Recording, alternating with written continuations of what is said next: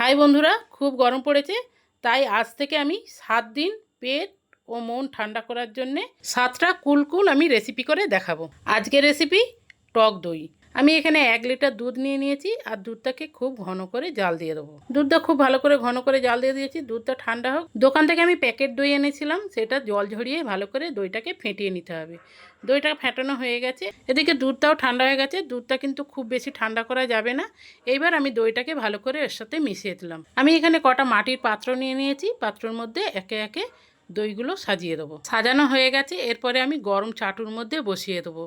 আমি রাতে দইটা বসিয়েছি, একটা পাত্র দিয়ে ঢেকে দেবো আর কালকে সকালে আপনাদের দেখাবো কতটা দইটা ভালো বসেছে।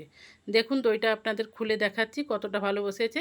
দেখুন দই দিয়ে কিন্তু একদম জল কাটছে না, আপনাদের কেটেও দেখাচ্ছি। আপনারাও একবার এইভাবেই বাড়িতে দইটা বানিয়ে দেখুন, আমার মতনই সুস্বাদু হবে। ভিডিওটা যদি ভালো লেগে থাকে একটা লাইক করে দেবেন আর বেশি বেশি করে শেয়ার করে দেবেন।